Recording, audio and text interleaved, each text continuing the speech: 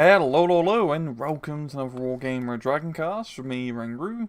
And today we have a 1v1 from the Wargame Bootcamp Discord monthly tournament, its theme being a rookie tournament. And well, on the left hand side, in the blue, we have Hephaestus playing as a Landjet mechanized deck. And on the right hand side, in the red, we have PU playing as a general Soviet Union deck, and we are on the map of Punch Bowl. So seeing the initial deployment, pretty light up north here from PU, nothing too crazy from Hephaestus either, but Hephaestus is going definitely quite heavy in the center here. Well, mechanized forces galore, automatics, Laboratory 1, Martyrs, M113s, and even leading the charge with some Fenix and a Scout Defender. Well, PU really isn't sending all that much, managing to get his VDV into northern village area, but really sending the bulk of his force down south. Got two Mi-8 transport helis and a Ka-52 for reconnaissance work. And Hephaestus, not really sending too much into Delta. Maybe those two flag planters can be somewhat decent against the potential Ka-52 threat. Ambush it in the forest, but we'll have to see. Hopefully the Ka-52 will see, because it has reconnaissance optics. And it doing a pretty good job here of shooting down one transport. But the BMD-3 in the ambush position is going to be enough, as well as a Spetsnaz crew, to finish off the other helicopter. But the main thing is that Hephaestus does have a lovely position in Bravo now. He pretty much has it under control. And like with this map, once you have Bravo under control, the central town area at least, it's very hard to lose it. He can slap some Melantory TGM teams, and it's going to be pretty hard covering and crossing the large open area to get to the town. Hephaestus isn't just content with holding the town, and is already moving up. Down south, we're all seeing the Mi-8 getting a fantastic rocket strike in a extremely clumped up blue force here. But they are unfortunately now out of rockets, forced to use their 50 cal machine guns. And the bombs coming in, knocking out one squad, but the other Gorners frankly do manage to get into position, and the rest of the infantry aren't going to be coming in. So a very ballsy move here from PU. But it's definitely a good one, because this Delta point is a +2 sector. So even just keeping it neutralized, we're definitely keeping on the up and up in regards to command points. Losing the center is going to be a bit of a difficulty for him. Because, well, if he's Leopard 2s, or one Leopard 2, keeps moving up, he can really deny reinforcements heading into Charlie here. He doesn't have a whole lot. He is actually bringing in the Ka-50, which is definitely a good call to try and snipe out Leopard 2 and to deter any more enemy movement. The automatic is a little bit far away to actually help out. But supply line will definitely be a challenge for PU going forward, as well. This is a very interesting map, as it's pretty easy to get to the enemy spawn point, but it's built much more vertically, especially in this southern sector here. It's a long bloody drive or helicopter transport to try and get into Delta. Heck, even just bringing those Mi-8s back to, I'd say resupply, but there's no FOB. Or even just as infantry transport to get some infantry up faster, even though it's a little bit micro-intensive. You never really see that sort of play happen. Would definitely help out, because I think helicopters is really his best bet to reinforce Delta, as you can just go across the forest here and you're pretty much safe. But PU is already bringing up some Mortal Strengthly 90s to try and hold on to at least the edge part. Gonna be setting up a defense in depth, it seems, not trying to maneuver all his forces to the edge.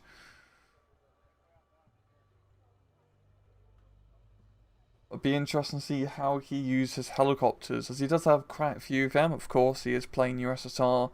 You do have pretty much some of the best helicopters in game. You might as well try to take the most out of them in terms of their advantage. Up north, VDV-90 holding the flank. Disengaged at long range against the Dragoneers. Noise Marder 2's in a sneaky spot. I do like where they are. It could potentially try and shoot down that KA-52. Oh no, the Kula sees. No, Kula is going to try and kill. I think the Marders... Does he actually... No, he doesn't know. Oh, now he should know. Going in at close range, those, like, what, 50mm cannons are pretty nasty.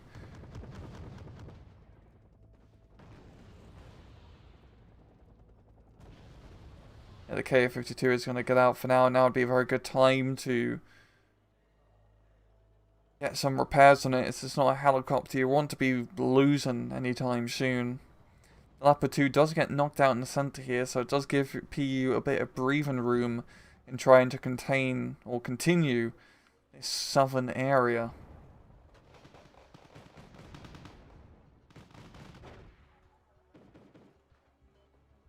Hephaestus is bringing a bunch of reinforcements to try and retake Delta. Has meant to clear the edge of it at least, but he still has to go in pretty deep to try and rout out the rest of the forces.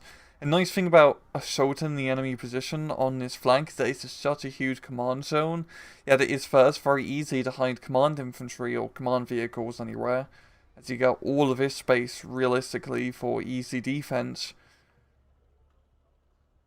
And secondly, you can just set up out defense and depth, multiple layers to just slow down any enemy advancements. So even though, I mean, you can capture the point, but of course Hephaestus can bring in something to neutralize it at a pretty big point to neutralize once the rest of the command zones do get captured.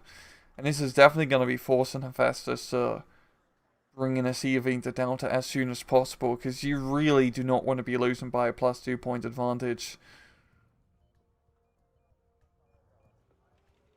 Be curious if he does decide to move his command infantry into one of these town areas. Here he goes. Lose a little bit of points. Oh, is he going to try and bomb it? Does he even have light? Does he even know where it is? No, he doesn't. He's just blind bombing. And in this game of Battleship, he does miss the enemy battleship.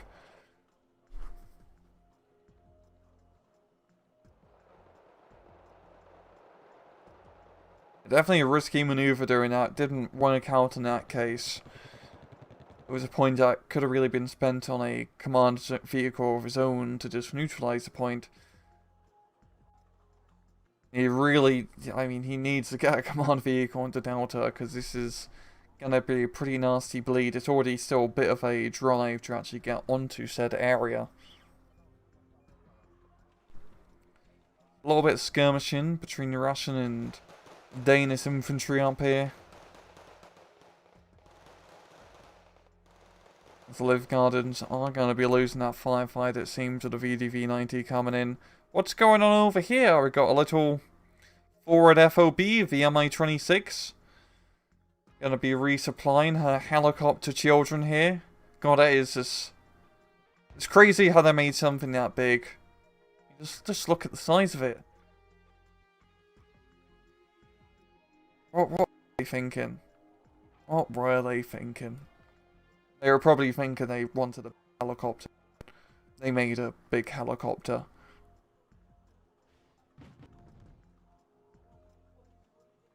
Yeah, this initial push from PU is lovely. Like, even though he doesn't have a whole lot of forces here, it's still a pretty good defense, as he does have open ground between him and the enemy. They're going to directly be able to use their short-range ATGMs, anything that tries to cross through the forest. Out of the forest, I should say. And there's no anti-air, as we know of.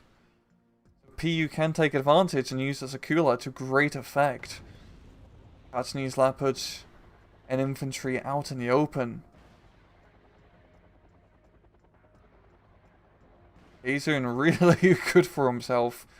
Knocking out both Marders and Leopard 1s. Gonna be forced back, but oh, the Run Marder Run managed to make the flank. But with only a 20mm cannon, it's not going to be too scary. The Akula does manage to get out of dodge. Got another tornado strike. It's another attempt in playing battleships. I think he's going for my direct target was going Strackley. And Rowe managing to dodge the bombs there, teleporting out the buildings.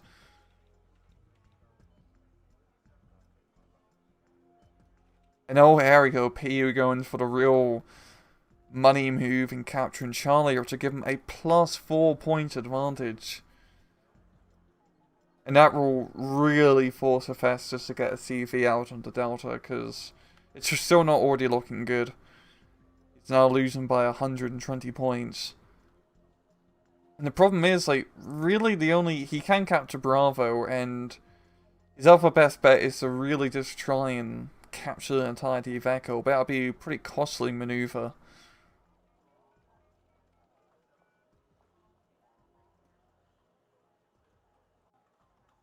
Right now, he's just trying to rout out the insurgents in Delta.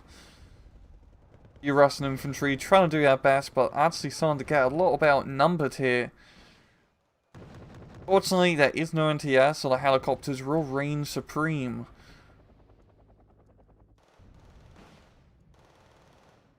He really does need to get some more infantry down here. I think that's what his VDV-90s are up to. Some more helicopters, tornadoes coming in for the bombing strikes, trying to snipe at CV. This next one seems to be, it might be on the money.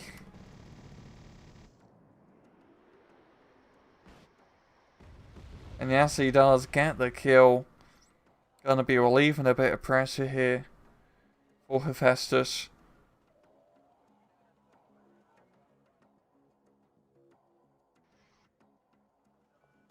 And finally a CV being brought into Delta here.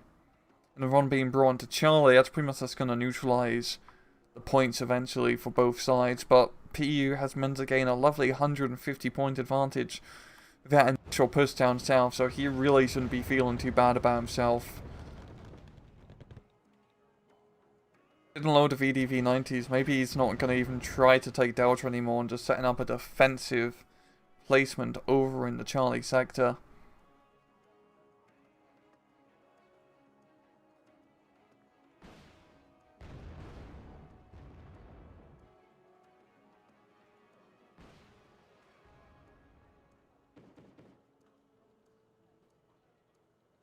A bit more aggressive play up north here. Some Hephaestus' infantry trying to get a foothold into Echo, even using some mortar support to help out. But PU has a pretty good defense there for his infantry. Now looking at this, I think Hephaestus is really going to try and make his northern aggression happen. Bringing in the tornado to try to bomb those models, frankly, to hell and back. But they are going to dodge the bomb once again. Teleporter technology allowing him to move from one building complex to another. If the Russians really had, like, teleporting technology during the Cold War, they would have won the war. Even though it wasn't really that much of a war.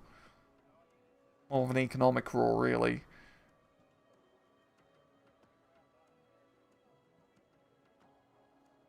We're seeing second Mi-26 being brought out, and here we go.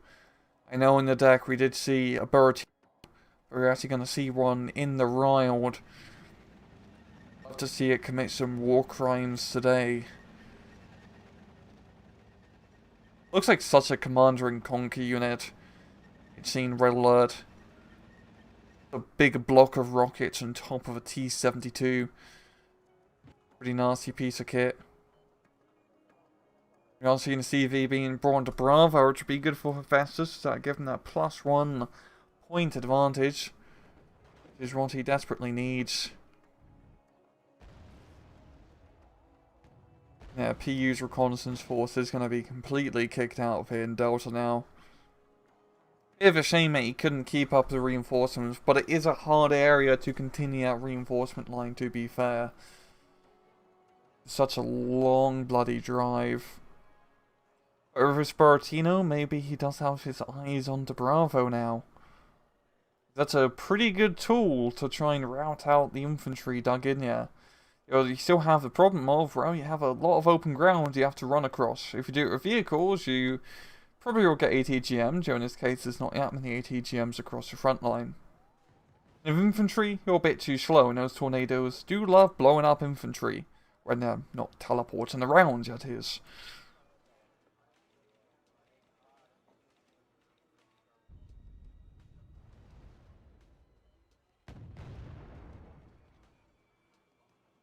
One lone Spetsnaz is going to be holding what is left of Delta.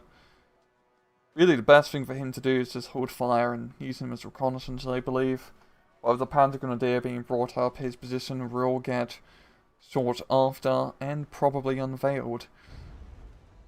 After the Buratino strike, even in some lovely napalm, he's going to try and maneuver, but really this isn't much of a force to push with, and there we go, Tornadoes is going to be bombing the infantry as they cross. We still have line of sight with the Dragoneers and a potential Martyr run, so yeah, that was not the best push all in all. I did believe he shot down a tornado, yeah.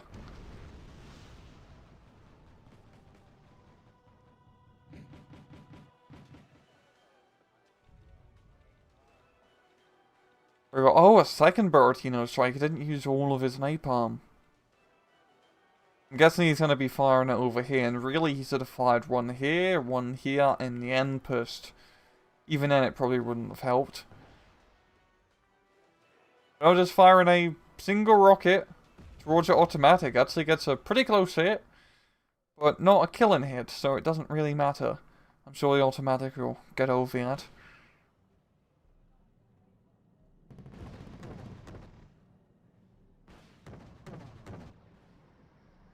Tornado trying to bomb the Buratino and does get the kill. That's a very expensive loss, yeah. And those Buratinos are 140 points. They don't exactly come cheap. Damn, that is a pretty big loss, and it wasn't looking great for Hephaestus early on, but now reaching the halfway point. He's not doing too bad. He's got that pretty secure +1. I mean, you can still get CVs up here and Foxtrot and Echo. But with 20 minutes on a +1, he can catch up to PU. It's going to be a little bit, that was a bit of a voice crack, a little bit close, but still very possible.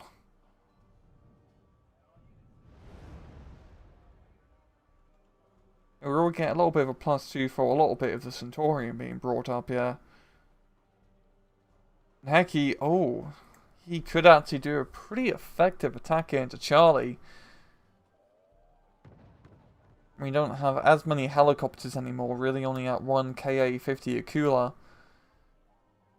And Hephaestus has learned from his previous mistakes and does have 2 flag panzers on a nasty helicopter action. He still has the Gorn of Strengthly, so it's in a lovely position to snipe anything trying to cross the open field. But still, it's only so much. You don't even have to, once again, fully capture Charlie or Delta, you just have to hold on to it a little bit to neutralize that +2 sector. Speaking of +2, Hephaestus is now getting that lovely +2. He's going to force PU to get that final CV over onto Echo.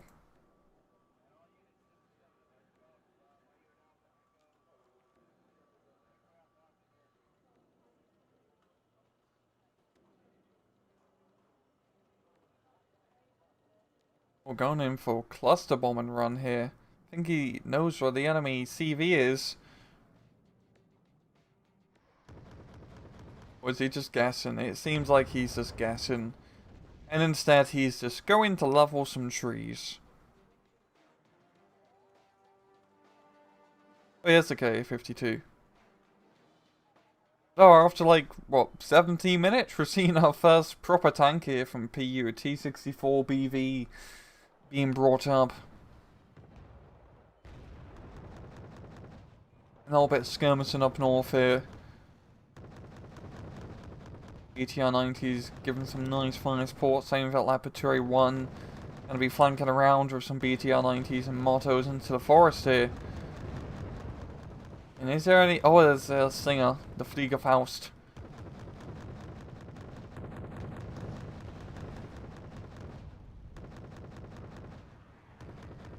It'd be funny if he actually had the first model of the Fliegerfaust, which is Rear World War II German rocket launcher, which they used to shoot down aircraft. Natural royal thing that they use right towards the end. If you ever played Battlefield 5, it's a flat gun launcher, which was in that game. But I think in a 1980s setting, it probably wouldn't be all that effective. Heck, even in a 1940s setting, I don't think it was all that effective either.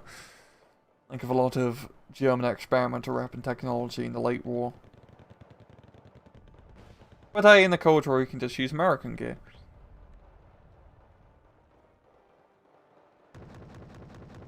Yeah, this push into Echo is actually going pretty low here from PU. Managing to suppress all the important targets.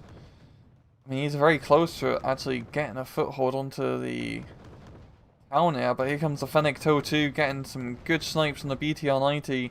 The Cooler's in position, yo. Gonna be saving that T-64 BV from receiving a TOW 2 missile in the face, which isn't really healthy to anyone's life expectancy. Your Monster Strike 90 flanking through the forest are in a position to kill a Centurion. Gonna be forcing him to retreat down south here, seeing a little bit of flanking, but really just defense. I don't think we are going to see that push here from Hephaestus into Charlie, which would be a very good play.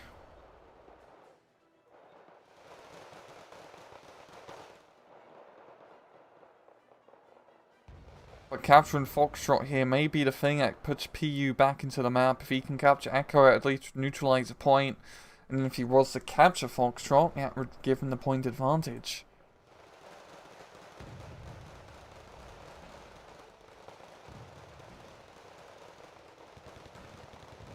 And he's trying to chase down a Centurion.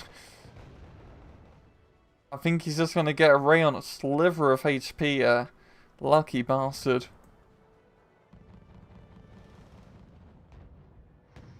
He really doesn't like those Marder 2s. I don't blame him. But wow, that was pretty pathetic. I was expecting more air cluster bombs. I was expecting more.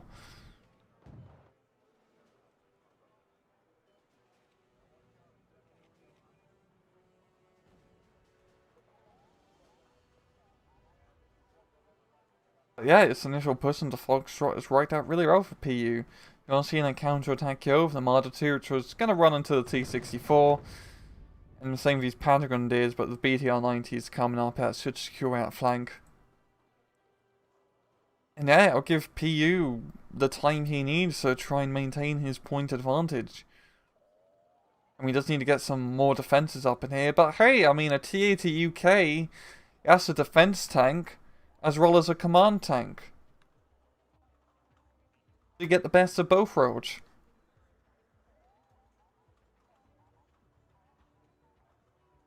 It's a bit of a lie. I'm fairly certain the tank was not made in the United Kingdom. Be a rather rare tank to export to the Soviet Union in the 80s, especially considering they're already making their own T-80s. But hey, we got a spot here on the CV, on Charlie. Oh, MiG-29 does get shot down, yo. They trying to finish off that Centurion. I'm expecting some sort of tornado strike onto that BMD at some point.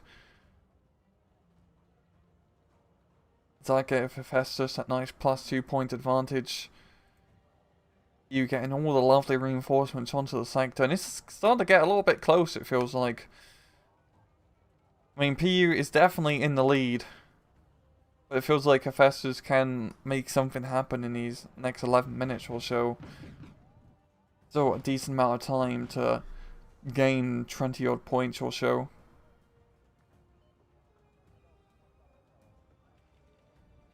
And Nagorno Strikely coming in, gonna be sniping the Walker Bulldogs. The Walker Bulldogs don't take lightly to being shot at from ATGMs. A much needed supply truck here to resupply and revive this infantry.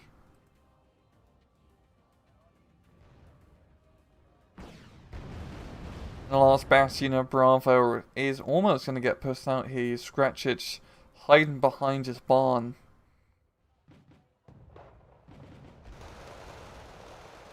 You're seeing a counter-attack here from Hephaestus with some Live Gardens and Dragonaires. Leopard Tray 1 gonna be providing some nice fire support. There we go, Pew getting that lovely +1 point advantage. Widening that point gap even further. I think a KA-50 Akula really needs a... well, I'd say come down south, but it's a Flak Panzer, yeah. As this will give Hephaestus a good foothold onto the Foxtrot position for now. But here comes Akula. Gonna get a little bit too close however, and that Flak Panzer is going to say hello. With 35mm anti-aircraft shells. And a Stinger missile for good luck. And PU needs to bring up his modest strength. Yes, he has 2 T-ATUs. I didn't even notice this. Some heavy armoured support on the Foxtrot and Echo CVs. But even then, if you lose this Foxtrot CV, not too bad. He still has a rather large point advantage. Even bring out a T-ATU-M. Is he flanking this around up north? Or is he... yeah, okay, he's flanking around up north. Definitely an interesting maneuver. He doesn't have any recon to really back him up, which is a bit dangerous. Does kill Leopard Tray 1 though with his own T-ATU, but with only 1 HP, he is going to wisely back it up. The Satorian is going to come in and retake what is rightfully his.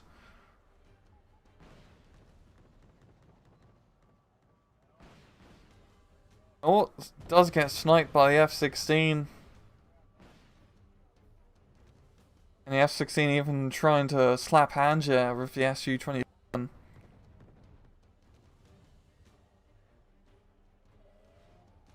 VDV reinforcements, and Hephaestus is not going into dilly-dally. He's going to pressure a counter-attack. He's gaining that plus run, but with only 7 minutes left, I don't think he has enough time to really catch up. We might be able to, actually. It's going to get pretty close forever. If he can snipe at CV earlier from Charlie, that might actually shield the deal. T-ATUK is forced to fight. Getting strafed by the F-16, but does take it like a champ. And here comes the Terminator tank to finish up what's left.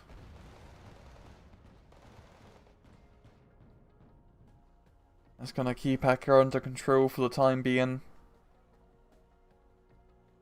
Yeah, okay, yeah, Hephaestus may just have enough to catch up. I forgot how fast actually a +1 tick is in this game. There is 1 command point every 7 seconds or so. This is a really weird interval. Was it 5 seconds? I think it's 5 seconds in the, No, I forgot actually. I'm not even going to try and, number. It's either 5 or 7 seconds for either the command points and the income points. Okay, I think it's 7... well, I was getting confused. It's 7, like, points in terms of buying units every 5 seconds, and every command point every 5 seconds. There we go. I think that's what it is. You guys can always correct me in the comments, as I'm usually wrong. But we are seeing a desperate CV being brought to Bravo here after he mops up this northern flank. Gonna be bringing in the command infantry to try and neutralize it, but oh, Hephaestus is gonna be getting that equalizer and is now in the lead. And seeing that we're 3 minutes into the match left, that is, it's gonna come down to the classic Wargame CV snipes. And that Centurion is looking to get CV sniped at some point. There we go, it's only a 6-point difference between both sides. This is pretty tight here.